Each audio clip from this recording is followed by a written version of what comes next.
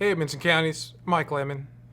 We're here to kick off Cybersecurity Month with you to talk about cyberbullying. It's a big issue most parents are dealing with, most schools are dealing with, and a lot of kids are dealing with this as well. I'll be honest with you, over the last few months, I've received more calls about people putting up fake social media accounts and bullying other people or pretending to be somebody else to try to get them in trouble or kind of the bad graces of their friends. We call them social hits. I've seen more of that in the last probably 4 months than I have my entire career. And so we're going to talk about what's going on with kids and really the impact kids are having or the impact that's happening to our kids because of this cyberbullying. All right, we're going to jump over here to the presentation. And really, most of the situations I've dealt with have been involving young girls. I'm not sure why, but it just has been. And, as a parent, you got to remember that, it's children aren't legally supposed to be online until they're 13. And so we advise parents to, if you have the argument, you don't want your kids online, and they're under 13, well, here's a very good explanation of why they can't be online. It's called COPPA, or Child Online Privacy Protection Act, which says that in order for a Facebook or for Instagram, whoever, to allow you to be online, you have to be at least 13 years old. And so this can stop a lot of the arguments, stop a lot of the battles that you're dealing with your children trying to be online if you don't want them to be online. Just to tell, there's a federal law says you can't be online until you're 13. And if you get online, then essentially you're lying about how old you are. And so it's COPPA. You can look it up if you want to, or you can have them watch this video to help you out there. So, but it's really a simple law that says you have to be 13 in order for them to be able to collect your data for name, birth date, those types of things. But the problem with this is that with this comes, is that now 13 is now considered the internet adult, right? So you have to be 13 to be online. There's no kid section. There's no kind of graduated section.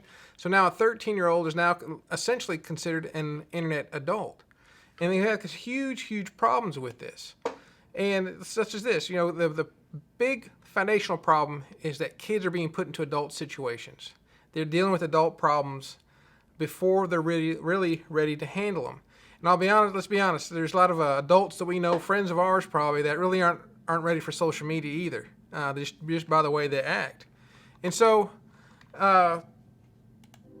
kick over the next one. Just because Mark Zuckerberg or Snapchat or whoever says it's okay because they're 13 years old, it doesn't mean that it really is okay. Like I said, there's no social media kiddie section. Where non-adults can't go, or if adults cannot go. There's no safe place on the app to say, okay, there's going to be no adults in here with them. It's once they're in, and we kind of say it's like a bar versus a bar at, say, Applebee's in the mall versus a bar downtown Nashville at 2 a.m. They both serve alcohol. They both are exchanging the alcohol for money, and there's people there, right? The same three things at Applebee's at 5 p.m. and downtown Nashville at 2 a.m. Have the same three things there, but the atmosphere is different, right? So the atmosphere at Applebee's maybe at 5 p.m. maybe a little bit different than the downtown at 2 a.m. So we got to think about the same thing with apps. Even though an app is an app, it has people there. You can be on your phone and you can chat with people, interact with people, post pictures, all the same things most apps allow you to do. But the atmosphere is different. Some atmospheres, like say Instagram, Facebook, because mom and dad are on there, is a little more tame compared to when you get to some of the other apps, Snapchat, TikTok, Omegle, things like that. Mom and dad are not on there, so it can really get kind of wild sometimes. So just understand that. Excuse me. So the reality is this. Excuse me. So the reality is this. By the time kids are 10 years old, most of them are online. Now, we know this because of statistics that we've seen. We know this because of the Save Our Kids survey that gets sent out every year. We know this because we're in schools. We've trained around 20,000 students in the last 2 years, and we asked them, who's online? And the kind of scary thing is that, yeah, most are online by 10, but now as we get into the younger, as we're in the elementary schools, a lot of kids, and I'd say most of the kids, by the time they're 6, 7, at most 8 years old, at least half of them are online. And that's what we're seeing. And so we're putting these 11, 12, 13-year-olds, 10, 6, 7, 8-year-olds, so first, second, third graders, up against adults, up against other kids who are bullying. And we're seeing that very often. That's a huge, huge problem. And the end result of this is the bullying is continuous. It's 365 days a year, 24 hours a day. It's anonymous. They don't know who they're dealing with, who they're talking to, and so we have severe consequences that we're just seeing. According to the CDC, Center for Disease Control, between 2007 when the iPhone came out and 2017 when the survey was taken, the teen suicide rate overall was up 50-something% from I think 10 years old to around 20-year-old. Is up 50-something%. But the 10 to 14-year-old, you're talking about your middle schoolers now, late elementary middle schoolers, is up 300%. And why is that? Because most of them are online, and they're not, in my mind, they're not mature enough to understand what they're doing or what they're doing to other people. And so a lot of things are done to them. This is where we see a lot of the cancel culture come in. We see a lot of these fake social media accounts that are really just social hits on other people.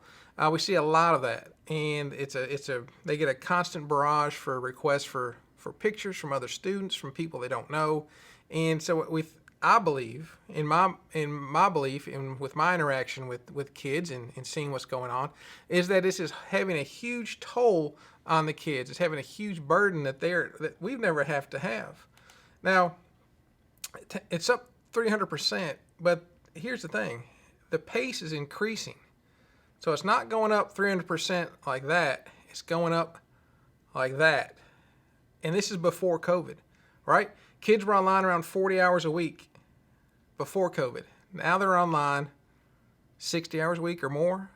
And so you got to think about what really is happening to our children. What's this exposure to be online?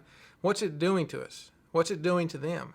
Because in the end, there's a result. There is going to be a price to pay for our children to be online so much, to be exposed to what they're being exposed to at such an early age. I mean, we haven't even talked about the pornography that our children are watching at such an early age, hardcore, very adult pornography that is going to really change the way they look at what a relationship is, how to treat people, how to respect women, all those different things, is just a piece of this.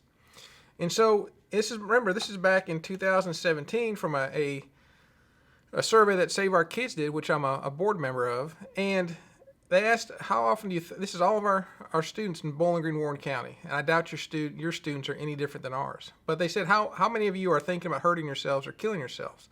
Around 10% of our sixth graders said much, most, or all the time. Around 8, 12, 13, 14% of our seniors said much, most, or all the time. They think about hurting themselves, making plans, taking actions to kill themselves.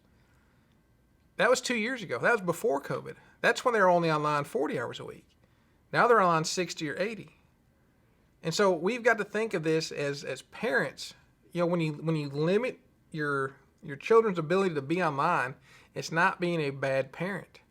We just posted a video on how to do a contract, right? In that contract, you can make the determination limit the amount of time they're online, at least the amount of time they're interacting with other people, social media-wise, where they can be bullied, they can be exploited. Make sure that as a parent, you are leading your children. That's what we're here to do. If I haven't introduced myself, I don't think I have to this point, but my name is Mike Lemon with CyberSafe Teen and CyberSafe Teen Nation.